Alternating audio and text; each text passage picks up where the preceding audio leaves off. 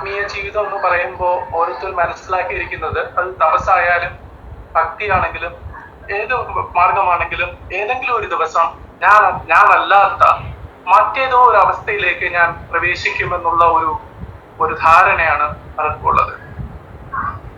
അതുകൊണ്ട് തന്നെ എല്ലാവരുടെയും മനസ്സിലുള്ള ഒരു കാഴ്ചപ്പാടെന്ന് പറയുന്നത് എന്നെങ്കിലും ഒരു ദിവസം എനിക്ക് അപ്രാപ്യമായിട്ടുള്ള എന്തോ ഒന്ന് ഞാൻ ഇതുവരെയായിട്ട് അനുഭവിക്കാത്ത ഞാനല്ലാത്ത ഒരു അവസ്ഥയിലേക്ക് ഞാൻ കടന്നു പോകും. അപ്പം എല്ലാവരും പ്രതീക്ഷിച്ചുകൊണ്ടിരിക്കുന്നത് അത്തരത്തിലുള്ള ഒരു അനുഭവത്തെയാണ്. അതുകൊണ്ട് തന്നെ ഇപ്പൊ ഞാൻ എന്തായിരിക്കുന്നു അതൊരു കുറച്ചിലായിട്ട്, അതായത് ഒരു ന്യൂനതയായിട്ടാണ് എല്ലാവരും കാണുന്നത്. അതുകൊണ്ട് ഇത്തരത്തിലുള്ള ഒരു അലൗകികമായിട്ടുള്ള ഈ ലോകവുമായിട്ട് ബന്ധമില്ലാത്ത എന്തോ ഒരു സംഭവം എന്നെ അപ്രോച്ച് ചെയ്യാൻ പോവുകയാണ്. ഞാൻ ഇപ്പോൾ ഇല്ലാത്ത ഒരു അവസ്ഥയിൽ നിന്ന് മറ്റേതോ അവസ്ഥയിലേക്ക് ട്രാൻസ്ഫോം ചെയ്യാൻ പോവുകയാണ് എന്നുള്ള ഒരു ധ്വനിയാണ് മിക്കവാറും എല്ലാ ആത്മീയ വഴികളിലും ആൾക്കാർ കെട്ടിക്കൊണ്ടിരിക്കുന്നത്. പക്ഷെ അതിൽ നിന്ന് വ്യത്യസ്തമായിട്ട് ഞാനിപ്പോ എന്തായിരിക്കുന്നു അതിന്റെ ഒരു എക്സ്റ്റൻഷൻ ആയിട്ട് കുറച്ചുകൂടെ ഒരു വലിയൊരു സെൽഫിലേക്ക് ഞാൻ പ്രവേശിക്കുന്നു.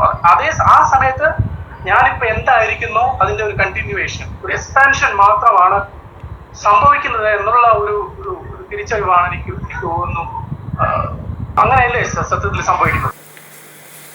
ബൈജുവിൻ്റെ ചോദ്യത്തിൽ പറഞ്ഞ ഒരു പ്രശ്നം ആധ്യാത്മിക പാതയിൽ സത്യാന്വേഷികളെല്ലാം അനുഭവിച്ചുകൊണ്ടിരിക്കുന്ന ഒരു കാര്യം തന്നെയാണെന്നാണ് എനിക്ക് തോന്നുന്നത്.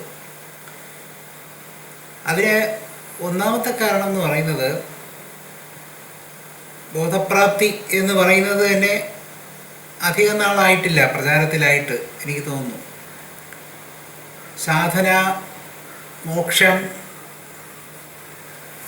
എന്നൊക്കെയുള്ള ധാരണയാണ്, എന്നൊക്കെയുള്ള ലക്ഷ്യങ്ങളാണ് ഹൈന്ദവ സാധകന്മാരിൽ ഉണ്ടായിരുന്നിട്ടുള്ളത്. അപ്പോൾ ഈ മോക്ഷത്തെ സംബന്ധിക്കുന്ന കാര്യങ്ങൾ അന്നും ചർച്ച ചെയ്യപ്പെട്ടിരുന്നു. മോക്ഷത്തെ സംബന്ധിക്കുന്ന വഴികളെക്കുറിച്ചുള്ള അന്വേഷണം നടത്തിയിരുന്നു. അതൊക്കെ എല്ലാ കാലത്തും ഉണ്ടായിരുന്നു.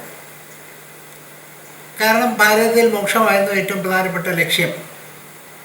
ധർമാർത്ഥ കാമ മോക്ഷങ്ങളിൽ മോക്ഷമാണ് ഏറ്റവും പരമപുരുഷാർത്ഥമായിട്ട് കാണുന്നത്. അതുകൊണ്ട് അതായിരുന്നു ഏറ്റവും പ്രധാനമായിട്ടുള്ള ഒരു ലക്ഷ്യം അതിനകത്ത്. പക്ഷെ പിൽക്കാലത്ത് ബോധപ്രാപ്തി, ബുദ്ധാവസ്ഥ അല്ലെങ്കിൽ ബോധപ്രാപ്തി എന്ന് പറയുന്നത് സർവ്വസാധാരണമായി ലക്ഷ്യമായി മാറുന്നത് എൻ്റെ വിശ്വാസപ്രകാരം ഓഷോയുടെ സാഹിത്യം പ്രചാരത്തിൽ വന്നതോടുകൂടിയാണ് ബോധപ്രാപ്തി എന്നൊരു വാക്ക് അല്ലെങ്കിൽ ബുദ്ധപദവി, ബുദ്ധനാവുക എന്നൊക്കെ പറയുന്ന ഒരു കാര്യത്തിലേക്ക് ജനശ്രദ്ധ തിരിയുന്നത് എന്ന് മനസ്സിലാക്കാം. അതിന് മുമ്പ് വന്ന ആൾക്കാരെല്ലാവരും മോക്ഷത്തിൽ തന്നെയാണ് നിൽക്കുന്നത്. ജിത്തു കൃഷ്ണമൂർത്തി ആകട്ടെ മോക്ഷത്തെക്കുറിച്ചോ ബോധപ്രാപ്തിയെക്കുറിച്ചോ ഒന്നും വേണ്ടിയിട്ടില്ല. അദ്ദേഹം ഒരു ടോട്ടാലിറ്റി ഓഫ് കോൺഷ്യസ്നെസ്സിനെ കുറിച്ച് സംസാരിക്കുന്നുണ്ടെങ്കിൽ പോലും അത് അച്ചീവ് ചെയ്യേണ്ടതാണോ എന്നൊന്നും വ്യക്തമാക്കുന്നില്ല. ബോധപ്രാപ്തിയൊന്നും ഇല്ല എന്ന് ജി കൃഷ്ണമൂർത്തി പറയുന്നുണ്ട് അതൊരു വശത്ത്. പക്ഷേ എന്തായാലും ഓഷോയുടെ സാഹിത്യം തുടക്കം മുതൽ തന്നെ ബോധപ്രാപ്തിയെക്കുറിച്ച് സംസാരിക്കുന്നു, എൻലൈറ്റൻമെൻറ്റിനെ കുറിച്ച് സംസാരിക്കുന്നു. അപ്പോൾ ഏതാണ്ട് അടുത്ത കാലങ്ങളിൽ ആണ് ഈ ബോധപ്രാപ്തി ഒരു ലക്ഷ്യമായി മാറുന്നത്. മോക്ഷവുമായിട്ട് ബോധപ്രാപ്തിക്ക് വ്യത്യാസമുണ്ടോ ഇല്ലയോ എന്നുള്ളതൊക്കെ തർക്ക വിഷയങ്ങളാണ്, നമ്മൾ അതിലേക്കൊന്നും കടക്കേണ്ട ആവശ്യമില്ല. അപ്പോൾ ഈ സംസാര ജീവിതത്തിൽ നിന്നുള്ള മോക്ഷം എന്നുള്ള കാര്യമായിരുന്നു ഇവിടെ ചർച്ചാ വിഷയമായിരുന്നൊരു ഏക കാര്യം. സംസാര വിഷയത്തെ എത്രമാത്രം നിസ്സാരമാക്കി കാണുന്നുവോ, എത്രമാത്രം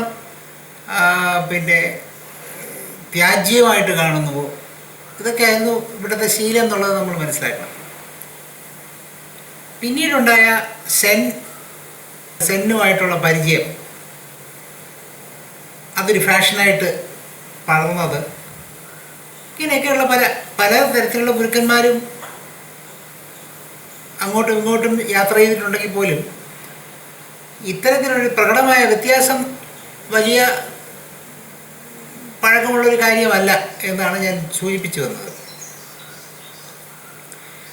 ബോധപ്രാപ്തിക്ക് വേണ്ടി ആഗ്രഹിക്കുന്നവർക്ക് പ്രധാനമായിട്ട് അവരെ നയിച്ചുകൊണ്ടിരുന്നത് ബുദ്ധൻ്റെ ലക്ഷണങ്ങളാണ്. ഇന്നും അതെ. ബുദ്ധനെക്കുറിച്ചുള്ള അത് അന്നും സെന്നിലും അതെ. ബുദ്ധൻ എങ്ങനെയാണ് എന്ന് ചോദിക്കുക എന്നുള്ളതായിരുന്നു എല്ലാ സെൻ മാസ്റ്റർമാരോടും ഉണ്ടായിരുന്ന മറ്റുള്ളവരുടെ ചോദ്യം. ഒരു പ്രസിദ്ധമായ കഥയുണ്ട്. ഒരു രാജാവ് വന്ന് ഒരു സെൻ മാസ്റ്ററോട് ചോദിക്കുന്നു, what happens after the death? മരണത്തിന് ശേഷം എന്ത് സംഭവിക്കും? സെൻ മാസ്റ്റർ പറഞ്ഞു, ഐ ഡോണ്ട് നോ, എനിക്കറിയില്ല. ബട്ട് അവൻ്റെ രാജാവ് ചോദിക്കും, but they say that you are a master, അങ്ങൊരു ഗുരുവാണെന്നാണല്ലോ ഇവിടെ പറയുന്നത് കേട്ടത്.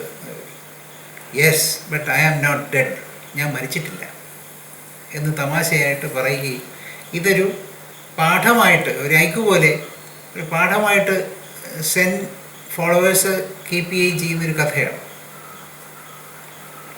ഇതാണ് അവസ്ഥ. അപ്പം എല്ലാവർക്കും പല കാര്യങ്ങളും അറിയാനുണ്ട്, പല കാര്യങ്ങളെക്കുറിച്ച് പലരും സംസാരിച്ചിരിക്കുന്നു. അതിൻ്റെ പശ്ചാത്തലത്തിലാണ് പലപ്പോഴും പിന്നെ ഈ ചർച്ചകളും അന്വേഷണങ്ങളും ഒക്കെ യാത്ര ചെയ്തുകൊണ്ടിരിക്കുന്നത്. പല പിന്നെ സാധകന്മാരും അവരുടെ വഴിയിൽ, സത്യാന്വേഷണത്തിൻ്റെ വഴിയിൽ വീണ് കിട്ടുന്ന താൽക്കാലികമായിരിക്കുന്ന അറിവുകളെ, മേക്ഷിഫ്റ്റ് റിവലേഷൻസ് എന്നാണ് ഞാൻ അതിനെ വിളിക്കാറ്. അത്തരത്തിലുള്ള മേക്ഷിഫ്റ്റ് റിവലേഷൻസിനെ, താൽക്കാലികമായിട്ടുള്ള അറിവിനെ പ്രസിദ്ധപ്പെടുത്തുകയും ആ പ്രസിദ്ധപ്പെടുത്തൽ ആപ്തവാക്യമായി കൊണ്ടു നടക്കുന്ന ഒരു സമൂഹം അവർക്ക് പിന്നിലുണ്ടാവുകയും ചെയ്യാറുണ്ട്. ഇതാണ് എല്ലായിടത്തും നടന്നു വരുന്ന കാര്യം. ഇത് പറഞ്ഞിട്ട് കാര്യമില്ല. എന്തുകൊണ്ട് എന്ന് വെച്ചാൽ, ഞാൻ എന്തുകൊണ്ട് അത് പിന്നെ നിർദോഷകരമാണ് എന്ന് പറയുന്നതിന് കാര്യം എന്ന് വെച്ചാൽ, മനുഷ്യന് അവൻ അനുഭവിച്ചു കൊണ്ടിരിക്കുന്ന ആ ബോധത്തിൻ്റേതായ, അനുഭവിച്ചു കൊണ്ടിരുന്ന ആ ബോധത്തിൻ്റെ, അവൻ എവിടുന്ന് വന്നുവോ ആ ബോധത്തിൻ്റെ ഹാങ് ഓവർ, ഒരു ഗൃഹാതുരത്വമായിട്ടൊരു നൊസ്റ്റാൾജിയായിട്ട് അവൻ്റെ മനസ്സിലുണ്ട്. അവനറിയാം അവൻ അപരിമിതമായിരിക്കുന്ന ആനന്ദത്തിൻ്റെ സന്തതിയാണെന്ന് അവന് നന്നായിട്ടറിയാം. അവൻ ആനന്ദത്തിൽ കൂടെയാണ് ജനിച്ചത്. ആനന്ദത്തിൽ കൂടെ ജനിക്കുന്നതിൻ്റെ അടുത്ത നിമിഷം മുതൽ അവൻ നെട്ടോട്ടം ആരംഭിച്ചിട്ടുണ്ട്. ആ നെട്ടോട്ടം എന്ന് പറയുന്നത് ആദ്യമായി ഒരു ഭ്രൂണമായി തീരുക എന്നുള്ളതിലായിരുന്നു. അപ്പോൾ അത് തൊട്ട് നെട്ടോട്ടം ആരംഭിച്ചു. അവിടെ നമ്മൾ ആ ആനന്ദം മിസ് ചെയ്ത് തുടങ്ങി എന്നർത്ഥം. ആനന്ദത്തിൽ നിന്ന് അകന്നു തുടങ്ങി. അപ്പോൾ ആ from the being to the doing എന്ന് പറയുന്ന കണ്ടീഷനിലേക്ക് വരുന്നതിൻ്റെ ആദ്യത്തെ ട്രാൻസിഷൻ, ആദ്യത്തെ ആ പരിവർത്തനം എന്ന് പറയുന്നത് ആ ബോധത്തിൽ നിന്ന് വ്യത്യസ്തമായിരിക്കുന്ന ശാരീരിക പിണ്ഡമായി തീരാനുള്ള വ്യഗ്രതയിലെ ആദ്യ നിമിഷങ്ങളിലാണെന്ന് നമ്മൾ മനസ്സിലാക്കണം. അവിടെ from being to the doing വന്നു കഴിഞ്ഞു. അപ്പോൾ അത് കഴിഞ്ഞ് മുമ്പോട്ട് പോകുമ്പോൾ പലതരത്തിലുള്ള ജീവിത പ്രശ്നങ്ങൾ വരുന്നത് കൊണ്ട് അതിൻ്റെയൊക്കെ ഇടയിൽ അവൻ അറിയാതെ അവൻ്റെ മനസ്സിനകത്തുള്ള ആ ബോധപ്രാപ്തിയിലുള്ള സുഖം എന്താണ് അവൻ അനുഭവിച്ചിട്ടുള്ളവനാണ്. അതിൽ നിന്നാണ് അവൻ വരുന്നത്. അത് ഓർമ്മ വരിക, ഇതെവിടെ നിന്നാണ് കിട്ടുന്നത് എന്ന് അവൻ്റെ അന്വേഷണത്തിലും ആയിരിക്കും. ആദ്യം പണ്ടൊക്കെ എല്ലാവരും വേദാന്തികളൊക്കെ പറയുന്ന പോലെ അവൻ അത് കളിപ്പാട്ടങ്ങളിൽ അന്വേഷിക്കുകയും കുട്ടിയായിരിക്കുമ്പോൾ അവിടെയൊന്നും അല്ല എന്ന് പറഞ്ഞ് ആ പ്രായം കഴിയുമ്പോൾ യുവാക്കൾ യുവതികളിലും ഇത് അന്വേഷിക്കും. കുറച്ചുകൂടെ കഴിഞ്ഞ് മറ്റ് വിഷയങ്ങളിലേക്ക് നമ്മൾ തിരിയുന്നു. ഇങ്ങനെ ഓരോ വിഷയങ്ങളായി തിരിഞ്ഞ് ഇതൊന്നും ലഭ്യമല്ലാതെ വരുമ്പോൾ അതിലേക്കുള്ള ചിന്തകളിൽ മാത്രം മുഴുകി കാലം കഴിച്ചു കൊണ്ട് പോകുന്നതാണ് സാധാരണ മനുഷ്യന് സംഭവിച്ചുകൊണ്ടിരിക്കുന്ന ഒരു കാര്യം. പക്ഷേ അവന് ഈ ഗൃഹാതുരത്വം ഉള്ളതുകൊണ്ട് അവൻ സ്വാഭാവികമായും ബോധത്തിൻ്റെ വഴിയിൽ കൂടി നടന്നു പോകും. ചിലരെങ്കിലും നടന്നു പോകും.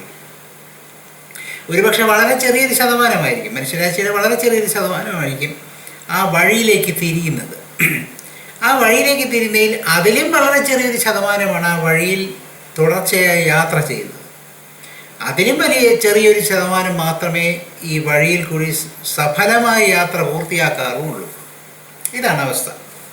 അപ്പോൾ ഈ അവസ്ഥയിൽ പൂർത്തിയാക്കിയവരെ സംബന്ധിച്ചിടത്തോളം അവർ പലപ്പോഴും വളരെ അടുത്ത സർക്കിളുകളിലായിരിക്കും സംസാരിക്കുക. അത് കേട്ട് മനസ്സിലാക്കിക്കൊണ്ട് ഒരു നൈരന്തര്യമുള്ള ചർച്ചയിലൂടെ അല്ലാതെ പല കാര്യങ്ങളും മനസ്സിലാക്കാൻ സാധ്യമല്ല. എന്നാലും കേട്ടത് വെച്ചുകൊണ്ട് ചില തീരുമാനങ്ങൾ സ്വയം എടുക്കുകയും ആ വഴി കൂടിക്ക് സഞ്ചരിക്കാൻ തുടങ്ങുകയും ചെയ്യുന്നതാണ് സത്യാന്വേഷിയുടെ ഒരു പതിവ്. അപ്പോൾ ആ പതിവ് ഉണ്ടാകുമ്പോൾ കുറേ ദൂരം ഒരു വഴി കൂടി യാത്ര ചെയ്യും. അത് കഴിയുമ്പോൾ ആ വഴി കൊള്ളില്ല എന്ന് തോന്നിട്ട് വേറൊരു വഴി മാറ്റും. അത് കഴിഞ്ഞ് മറ്റൊരു വഴിയിലേക്ക് തിരിയും. ഇങ്ങനെ പല വഴികൾ സ്വീകരിച്ച് അവൻ്റെ സമയം, അവനുള്ള ക്ലിപ്തമായ സമയം നഷ്ടപ്പെടുത്തിക്കൊണ്ടിരിക്കുന്നു എന്നാണ്. ഇത് എല്ലാ വഴികളും അങ്ങോട്ട് തന്നെയാണ് പോകുന്നത് എങ്കിൽ പോലും. അപ്പോൾ ഇതാണ് സംഭവിച്ചുകൊണ്ടിരിക്കുന്നത്. ഇവിടെ ഏറ്റവും പ്രധാനമായിട്ടുള്ളൊരു ബുദ്ധിമുട്ട് എന്ന് പറയുന്നത് അവനവൻ്റെ സ്ഥിതിയോടുള്ള അപകർഷതയാണ്. താൻ അബോധവാനായിരിക്കുന്നത് കൊണ്ട് സത്യം അറിയുന്നില്ല, മനസ്സിലാക്കുന്നില്ല. അതുകൊണ്ട് ബോധമുള്ളവർ തന്നെക്കാളും മുകളിലുള്ളവരാണ്, അവർ കൂടുതലായി അനുഭവിക്കുന്നു, അറിയുന്നു. ഇങ്ങനെയൊക്കെയുള്ള ഒരു അപകർഷത മനസ്സിൽ കെട്ടി നിൽക്കുന്നതാണ് ഇവിടുത്തെ ഒന്നാമത്തെ തടസ്സം. അപ്പോൾ ഈ തടസ്സം ഫലവത്തായി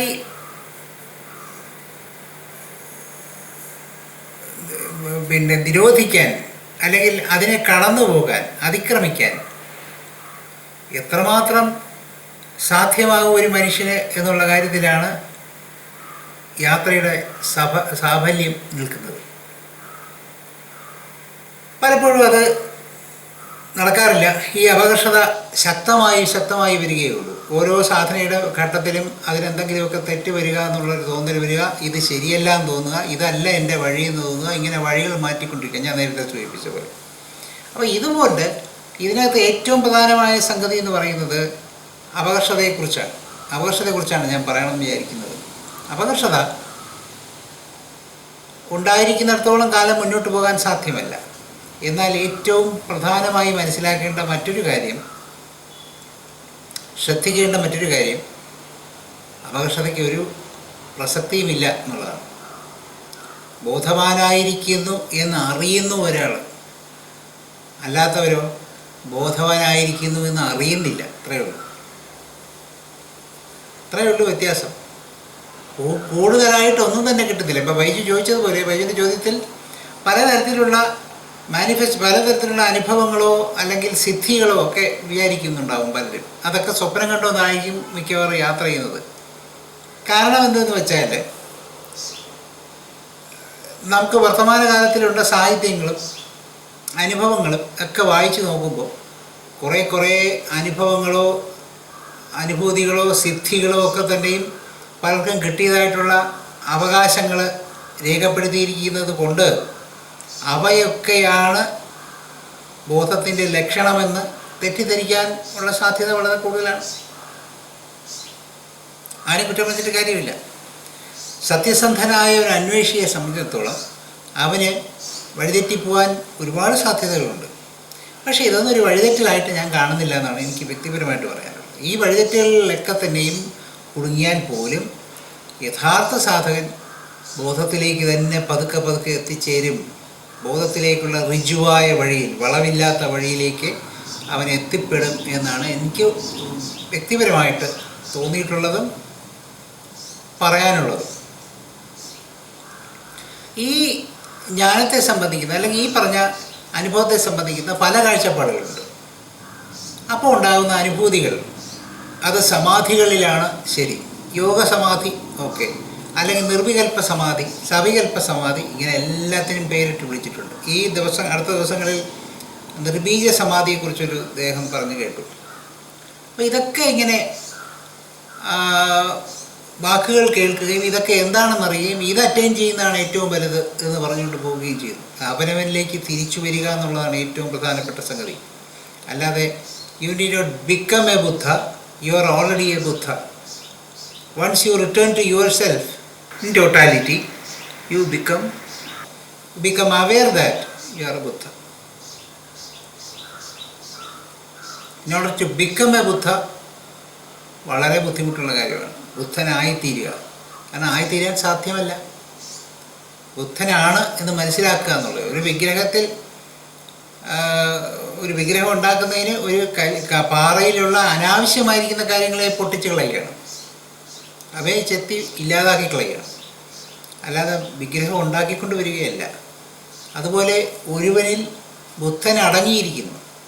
ആ അടങ്ങിയിരിക്കുന്ന ബുദ്ധനെ തെളിച്ചു കൊണ്ടുവരുന്നതിന് വേണ്ടി അനാവശ്യമായിരിക്കുന്ന ഘടകങ്ങളെ ഒഴിവാക്കുക എന്നുള്ളതാണ് ആവശ്യം. അപ്പോൾ അത് മനസ്സിലാക്കാതെ പലപ്പോഴും ശാരീരികമായിരിക്കുന്ന നമ്മുടെ അവസ്ഥയെ ഒരു അപകർഷതയോടുകൂടി കാണുക, ഇതെന്തെന്നോ ഒരു കുറഞ്ഞ കാര്യമാണ് എന്ന് കാണുകയും അതുകൊണ്ട് പലതരത്തിലുള്ള അതിൽ നിന്ന് ജനിച്ചിരിക്കുന്ന പല ബോധങ്ങളും വെച്ചുകൊണ്ട് പെരുമാറുകയും ചെയ്യുന്ന ഒരു ശീലം ഉണ്ടാകാറുണ്ട്. പൊതുവേ സാഹിത്യത്തിന് ഇതിനൊരു വലിയ പങ്കുണ്ട്. ചില സാഹിത്യങ്ങളിപ്പോൾ വളരെ പ്രശസ്തമായൊരു ആത്മകഥ വായിച്ചു കഴിഞ്ഞാൽ അതിലെ ഗ്രന്ഥകർത്താവിന് അദ്ദേഹം ഒരു വലിയ യോഗിയാണ്. അദ്ദേഹം കടൽ തീരത്തോ അല്ലെങ്കിൽ ഒരു മലയുടെ മുകളിലോ ഒക്കെ ആശ്രമം കെട്ടണം എന്ന് ആഗ്രഹിക്കുന്നതായിട്ട് ആത്മകഥയിൽ എഴുതുന്നുണ്ട്. സത്യസന്ധമായ രേഖപ്പെടുത്തലാണ്, സംശയമൊന്നുമില്ല. അങ്ങനെ വേണം, തീർച്ചയായിട്ടും അത് ഒഴിവാക്കേണ്ട കാര്യമൊന്നുമില്ല. പക്ഷേ ഇത് വായിക്കുന്ന ഒരു സാധകൻ, അന്വേഷകൻ, സാധനയിലേക്ക് പ്രവേശിക്കുന്നവൻ, അവൻ വിചാരിക്കും ഇത്തരത്തിലുള്ള ആഗ്രഹങ്ങളൊക്കെ വച്ചു പുലർത്തുന്നതാണ് സാധനയുടെ ആവശ്യം എന്ന് തെറ്റിദ്ധരിക്കും. അങ്ങനെ ആ പുസ്തകം നന്നായിട്ട് തെറ്റിദ്ധരിപ്പിക്കുന്നുണ്ട് എന്നുള്ള കാര്യത്തിൽ എനിക്ക് ഒരുപാട് പേരെ അറിയാം. പലരും അങ്ങനെ തെറ്റിദ്ധരിച്ച് ആദ്യമേ തന്നെ ആശ്രമത്തിന് സ്ഥലം വാങ്ങിച്ചിട്ടിട്ട് സാധനം തുടങ്ങിയ ആൾക്കാരുണ്ട്. മറ്റൊരു പുസ്തകം അടുത്ത കാലത്ത് ഒരു യോഗി അല്ലാത്ത ഒരു സന്യാസി, അതൊരു മന്ത്രസാധകനാണ്. മന്ത്രസാധന അധമാധമെന്ന് വിളിക്കുന്നുണ്ട് ഉപനിഷത്തിൽ. വ്യാപാര ദർശനമാണെന്നാണ് എനിക്ക് തോന്നുന്നത്, ഓർമ്മയില്ല. തത്വചിന്ത ഉത്തമവും വേദാർത്ഥ വിചാരം മധ്യമവും മന്ത്രസിദ്ധി അധമവും തീർത്ഥാടനം അധമാധമവും എന്നാണ് പറയുന്നത്. ക്ഷമിക്കുക, തീർത്ഥാടനം അധമാധമമാണ്, മന്ത്രസിദ്ധി അധമമായിട്ട് കാണും. അപ്പോൾ ഈ അവസ്ഥയിൽ സന്യാസത്തിനുള്ള പ്രസക്തി എന്താണെന്ന് മനസ്സിലാക്കാതെ മന്ത്രസിദ്ധിയെ ലക്ഷ്യമാക്കിക്കൊണ്ട് മന്ത്രപുരസ്ചരണവും നടത്തിക്കൊണ്ട് ഗംഗാതീരത്ത് മുഴുവൻ അലയുന്ന ഒരു സന്യാസിയുടെ ഒരു ആത്മകഥ, അത് നമ്മുടെ തിയോസഫി സൊസൈറ്റിയുടെ ഒരു സുഹൃത്ത് എനിക്ക് വായിക്കാൻ തരുന്നുണ്ട്. ഞാനത് വളരെ കൃത്യമായിട്ട് വായിച്ചുകൊണ്ടിരുന്നു. വായിച്ച് കുറേ കഴിഞ്ഞപ്പോൾ ഞാൻ അദ്ദേഹത്തെ വിളിച്ച് പറഞ്ഞു, ഞാൻ വായന നിർത്തേണ്ടി വന്നു. ഞാൻ വിളിച്ചു പറഞ്ഞു, അദ്ദേഹം ഇപ്പോൾ വായനയുടെ ഈ ഘട്ടം വരെ എത്തിയപ്പോൾ അദ്ദേഹം ഒരു രാഷ്ട്രീയ സംഘടനയുമായി ചേർന്ന് പ്രവർത്തിക്കുന്നുണ്ട്. ഇതിനിടയ്ക്ക് അദ്ദേഹം ആത്മഹത്യ ചെയ്യാൻ വേണ്ടി ഗുളികയൊക്കെ വാങ്ങിച്ച് കഴിക്കുന്ന ശീലങ്ങളൊക്കെ ഉണ്ട്. അപ്പോൾ അതുകൊണ്ട് സാർ എന്തുകൊണ്ടാണ് ഈ പുസ്തകം വായിക്കാൻ വേണ്ടി തന്നത് എന്ന് ഞാൻ അദ്ദേഹത്തോട് ചോദിച്ചു. അദ്ദേഹം വായിച്ചിട്ടില്ലെന്ന് തോന്നുന്നു. എന്തായാലും ഇതൊരു പുതിയ അറിവായിരുന്നു. ഇങ്ങനെയൊക്കെയുള്ള ഗ്രന്ഥങ്ങൾ നമുക്ക് ചുറ്റുമുണ്ട്. അപ്പോൾ ഇവയൊക്കെ വായിച്ചു കഴിഞ്ഞാൽ മന്ത്രസിദ്ധി എന്താണെന്ന് അന്വേഷിച്ചുണ്ടാക്കും, പുരസ്ചരണം എന്താണെന്ന് അന്വേഷിച്ചുണ്ടാക്കും. പുരസ്ചരണത്തിന് താല്പര്യമുള്ളവൻ, അതിനൊരു യോഗമുള്ളവൻ, അവന് അതിനുവേണ്ടി ഒരു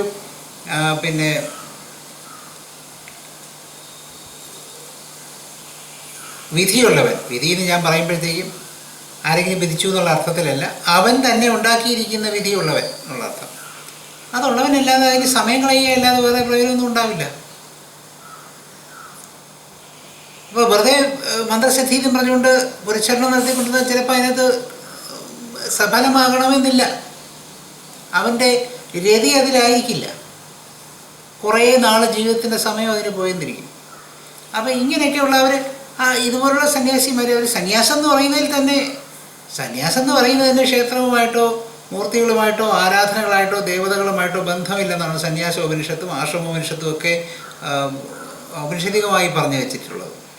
അതൊന്നും ഈ കാലത്ത് പറഞ്ഞാൽ നടക്കില്ല, അത് വേറെ കാര്യം. അപ്പോൾ അവരുടെ സന്യാസബോധം എന്ന് പറയുന്നത് ശരിയായ ഇന്ദ്രിയ നിഗ്രഹവും ബ്രഹ്മബോധവും ബ്രഹ്മപദം തുച്ഛമെന്നുള്ള അവസ്ഥയുമാണ്. മോക്ഷം വേണ്ട അവർക്ക്, മോക്ഷത്തെ പോലും സന്യസിക്കണം എന്ന്, അതിനെപ്പോലും ത്യജിക്കണം എന്നുള്ളതാണ്. അപ്പോൾ ഇതൊന്നും അറിയാതെയാണ് പലരും പല യാത്രയ്ക്കായിട്ട് തിരിക്കുന്നത് എന്നുള്ളതാണ്. അപ്പോൾ ഈ ഒരു കാര്യത്തിൽ ഏറ്റവും പ്രധാനമായിട്ട് ശ്രദ്ധിക്കേണ്ടത് എനിക്ക് തോന്നുന്നു ഈ അപകർഷത ഉണ്ടാകാതിരിക്കുക എന്നുള്ളതാണ്. അപകർഷത കഴിയുന്നിടത്തോളം ഒഴിവാക്കത്തക്കവണ്ണമുള്ള ഗുരുക്കന്മാരെ കണ്ടുപിടിക്കുക എന്നുള്ളതാണ്. എനിക്ക് പരിചയമുള്ളൊരു സന്യാസ ദീക്ഷ നേടിയ ഒരാളുണ്ട്. അദ്ദേഹം ഹിമാലയത്തിലെ ഒരു പരിവ്രാജകനായ സന്യാസിയാണ്. അദ്ദേഹം പറയാറുണ്ട്, ജാതി വ്യവസ്ഥയെ സംബന്ധിക്കുന്ന ഒരു വലിയ പ്രശ്നം ഹിമാലയ സാനുക്കളിലെ സന്യാസിമാരുടെ ഇടയിലുണ്ട് അത്രേ. എനിക്ക് വലിയ അത്ഭുതമായിരുന്നു. സവർണരായിരിക്കുന്നവർക്കല്ലാതെ ദീക്ഷ കൊടുക്കാത്ത ഗുരുക്കന്മാരുണ്ട്. അങ്ങനെയല്ലാതെ നമുക്കിവിടെ ജീവിക്കാൻ പറ്റില്ല എന്നൊക്കെ അദ്ദേഹം പറയുന്നത്. എനിക്കതിനെക്കുറിച്ച് വലിയ പിടിയില്ല. നമ്മളങ്ങനെ ഒരിക്കലും പെരുമാറില്ല എന്നുള്ളതുകൊണ്ട് രാജൻ കാക്കനാടിൻ്റെ സാഹിത്യത്തിൽ ജോഷിമഠിൽ ചെല്ലുമ്പോൾ അദ്ദേഹത്തോട് അവിടെയുള്ള ഏതോ സന്യാസി പെരുമാറിയതിനെക്കുറിച്ച് എഴുതിയത് വായിച്ചത് എനിക്ക് ഓർമ്മയുണ്ട്. അല്ല, നമുക്കൊന്നും ഹിമാലയത്തിൽ അങ്ങനെ ഒരു അനുഭവം ഉണ്ടായിട്ടില്ല. പക്ഷേ ഈ പറഞ്ഞത് നമുക്ക് തള്ളിക്കളയുന്നില്ല, സത്യമായിരിക്കും. അങ്ങനെയാണെങ്കിൽ ഇതൊക്കെയാണ് ഇപ്പോഴത്തെ അവസ്ഥ എന്ന് ആലോചിച്ചുള്ളത്. ഇപ്പോൾ എവിടെ കിടക്കുന്നു സന്യാസം, എവിടെ കിടക്കുന്നു ജാതി വ്യവസ്ഥ, വർണ്ണാശ്രമങ്ങൾ, വർണ്ണാശ്രമധർമ്മങ്ങൾ ഒക്കെ.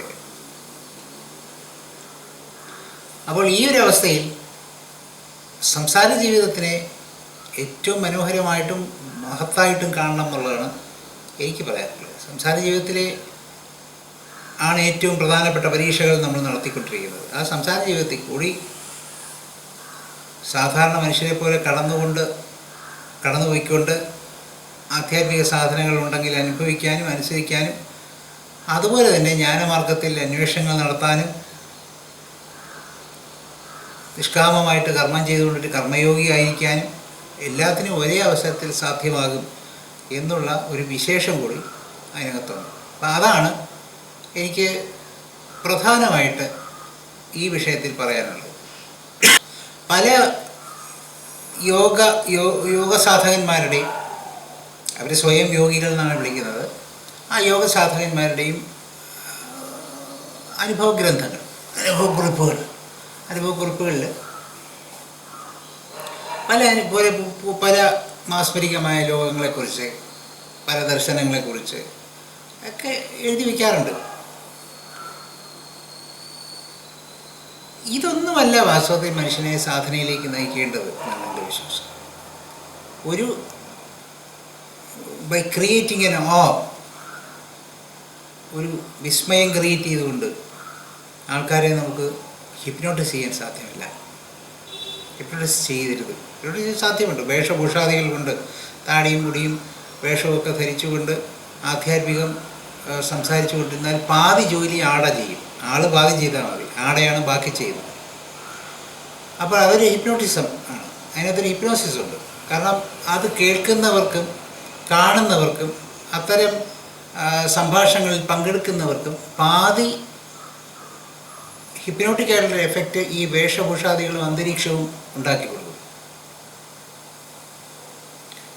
ഇതൊക്കെ നിഷേധിച്ചുകൊണ്ട് വേണം ആധ്യാത്മിക സാധന ആരംഭിക്കാൻ എന്നാണ് എൻ്റെ വ്യക്തിപരമായ കാഴ്ചപ്പാട്. അതുകൊണ്ട് എന്താണ് ഗുണം എന്ന് ചോദിച്ചു കഴിഞ്ഞാൽ, ഇതിലൊന്നും അവൻ മയങ്ങുന്നില്ല. ഇതൊക്കെ വലിയ കാര്യമാണ് അവൻ തോന്നുന്നില്ല. അല്ലെങ്കിൽ അവൻ നാളെ അനുവാചകരെ ഉണ്ടാക്കാനും ശിഷ്യന്മാരെ സമ്പാദിക്കാനുമുള്ള ശ്രമങ്ങൾ നടത്തുന്നില്ല എന്നർത്ഥം. അല്ലെങ്കിൽ അവൻ ഓരോ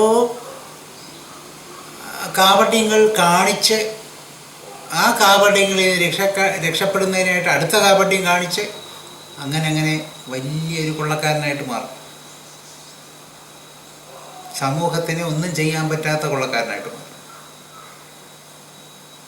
അതുകൊണ്ട് അങ്ങനെയുള്ള മോഹങ്ങൾ ഈ മോക്ഷത്തെക്കുറിച്ചോ, അതുപോലെ തന്നെ മറ്റൊരു സംഗതി എന്ന് പറയുന്ന മോക്ഷത്തിൽ എത്തിക്കഴിയുമ്പോൾ പലതരത്തിലുള്ള വിടുതലുകൾ, വിമോചനങ്ങളുണ്ടാവും. നമ്മളിപ്പോൾ ജീവിതത്തിൽ അനുഭവിച്ചുകൊണ്ടിരിക്കുന്ന പല ദുഃഖങ്ങളും അതോടുകൂടി തീരുന്നു എന്നൊക്കെയുള്ള സമാധാനം വരുന്നുണ്ട്. ദുഃഖങ്ങളൊക്കെ അതുപോലെ തന്നെയുണ്ട്. ദുഃഖങ്ങളെ കാണുന്ന കാഴ്ചപ്പാട് മാറുന്നു എന്നുള്ളതേ ഉള്ളൂ. ദുഃഖങ്ങൾ അതുപോലെ തന്നെയുണ്ട്. ഒരു പക്ഷേ ദുഃഖങ്ങൾ അതിനേക്കാൾ കൂടുതലായി മിഴിവോടുകൂടി നമ്മൾ അനുഭവിക്കുന്നുണ്ട് ആ സമയത്ത്. അല്ല, ദുഃഖങ്ങൾ ഇല്ലാതാവുന്നില്ല. പലരും അത് അറിഞ്ഞിട്ടില്ല എന്ന് എനിക്ക് തോന്നിയിട്ടുണ്ട്. ഒരു ബുദ്ധൻ ദുഃഖത്തെയും സുഖത്തെയും അറിഞ്ഞുകൊണ്ടിരിക്കുന്നു. എങ്ങനെയാണോ ഒരു സുഖം വരുമ്പോൾ സന്തോഷിക്കുന്നത്, അതേ അവസരത്തിൽ ആ സുഖത്തിലൂടെ ഉണ്ടാകുന്ന മറ്റൊരു വശം, അതിലുള്ള ദുഃഖവും അദ്ദേഹം അറിയുന്നു. എങ്ങനെ ഒരു ദുഃഖം വരുമ്പോൾ കരച്ചിൽ വരുന്നുവോ അല്ലെങ്കിൽ വിഷമം വരുന്നുവോ, അതേ അവസരത്തിൽ ആ അനുഭവം കൊണ്ടുണ്ടാകുന്ന സുഖം എന്താണെന്നും അദ്ദേഹം അറിയുന്നു. രണ്ടും അറിഞ്ഞുകൊണ്ടിരിക്കുക. അല്ലാതെ ഏകപക്ഷീയമായിട്ട് എന്തെങ്കിലും ഒരു കാര്യം മാത്രം മനസ്സിലാക്കിക്കൊണ്ടിരിക്കുന്ന ആളല്ല. ദുഃഖങ്ങളുടെ നിവൃത്തിയല്ല ഇവിടെ ഉണ്ടാകുന്നത്. ദുഃഖമില്ലാതാവുന്നു. എന്തുകൊണ്ട് ദുഃഖമില്ലാതാവുന്നു? ഒന്നിനും തന്നെ ദുഃഖിപ്പിക്കാൻ കഴിയുന്നില്ല. അനുഭവങ്ങൾ അനുഭവങ്ങളായിട്ടുണ്ടാകുന്നു. ഇതാണ് ബോധാവസ്ഥ. അപ്പോൾ അതിലേക്കാണ് പോകുന്നതെന്നുള്ളതുകൊണ്ട് ഇത് നമുക്കിവിടെ സാധ്യമാകുകയാണെങ്കിൽ, ദുഃഖങ്ങളുടെ മനസ്സിൻ്റെ സന്തുലനാവസ്ഥയോടുകൂടി കാണാൻ തയ്യാറാവുകയാണെങ്കിൽ പിന്നെ പ്രത്യേകിച്ച് മോക്ഷപദവിയുടെ ആവശ്യമുണ്ടെന്ന് എനിക്ക് തോന്നുന്നില്ല. ഇതുതന്നെയാണ് അവിടെ. അതിനുള്ള മാനസികമായ കഴിവുണ്ടാവുക, സ്വസ്ഥതയോടുകൂടി ജീവിക്കുക, ഇത്രയും ഇതിനകത്ത് കാര്യമുള്ളൂ എന്നുള്ളതാണ്. അതുകൊണ്ട് ഈ നമ്മുടെ സംസാര ജീവിതത്തെ, നമ്മുടെ വ്യക്തിപരമായിരിക്കുന്ന ജീവിതങ്ങളെ തള്ളിപ്പറഞ്ഞുകൊണ്ട് ഒന്നും നാളേക്ക് വേണ്ടി കിട്ടാനില്ല.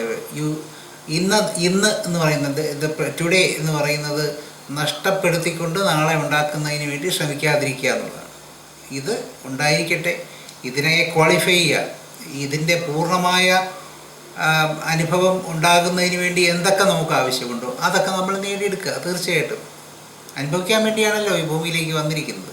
അപ്പോൾ ആ അനുഭവം പൂർത്തിയാക്കുക എന്നുള്ളതാണ്. ആ പൂർത്തിയാക്കുന്നതിന് എന്തൊക്കെ തടസ്സമുണ്ട്? നമുക്ക് എന്തെങ്കിലും സുഖങ്ങൾ അനുഭവിക്കാൻ ബുദ്ധിമുട്ടുണ്ടോ? ആ സുഖങ്ങൾ അനുഭവിക്കാൻ എന്തൊക്കെ തടസ്സങ്ങളുണ്ട്? എന്തുകൊണ്ടാണ് നമുക്കത് പൂർണ്ണമായിട്ട് അനുഭവിക്കാൻ പറ്റാതിരിക്കുന്നത്? അതാലോചിക്കണം. സുഖം അനുഭവിക്കുന്നു എന്നുള്ളതിൻ്റെ പേരും പറഞ്ഞുകൊണ്ട് സുഖത്തിൻ്റെ ഒരു 1% 2% ആകുമ്പോഴത്തേക്കും നമ്മുടെ സുഖാനുഭവത്തിൻ്റെ എല്ലാ വ്യാപ്തികളും തീർന്ന് കുഴഞ്ഞു വീഴുന്ന അവസ്ഥയല്ല സുഖാനുഭവം എന്ന് പറയുന്നത്. അനുഭവത്തിൻ്റെ പൂർണിമയിൽ സുഖദുഃഖങ്ങൾ ഒരുമിച്ച് മെഴിവോടുകൂടി അനുഭവിക്കാൻ സാധിക്കണം. അതാണ് ലക്ഷ്യമാക്കേണ്ടത്. അതുകൊണ്ട് നമ്മുടെ ഇപ്പോഴത്തെ ജീവിതത്തെ തള്ളിപ്പറഞ്ഞുകൊണ്ട് അതൊക്കെ മോശമാണ് എന്ന് കണ്ടുകൊണ്ട് പോകണം എന്നല്ല ആത്മീയ ജീവിതം ഉൾപ്പെടുന്നത്. അങ്ങനെ ഒരു രണ്ടാമതൊരു ജീവിതം ഉണ്ടാകുന്നില്ല. ആത്മീയ ജീവിതം, സംസാര ജീവിതം എന്നിങ്ങനെ രണ്ടായി തിരിക്കുന്നത് തന്നെ ഒന്നാമത്തെ വിഡ്ഢിത്തമാണെന്നാണ് എൻ്റെ വ്യക്തിപരമായ അഭിപ്രായം. അങ്ങനെ രണ്ടെണ്ണം ഉണ്ടാകുന്നില്ല. ആധ്യാത്മിക ജീവിതത്തിൽ സക്സസ്ഫുൾ ആവണം എന്നുള്ളവൻ ഭൗതിക ജീവിതത്തിലും സക്സസ്ഫുൾ ആയിരിക്കും. ഭൗതിക ജീവിതത്തിൽ സക്സസ്ഫുൾ ആണെന്നുള്ളവൻ ആധ്യാത്മിക ജീവിതത്തിൽ സക്സസ്ഫുൾ ആയിരിക്കും. ഇത് രണ്ടായിട്ട് തിരിക്കുന്നവൻ വമ്പര വിഡ്ഢിയുമായിരിക്കും.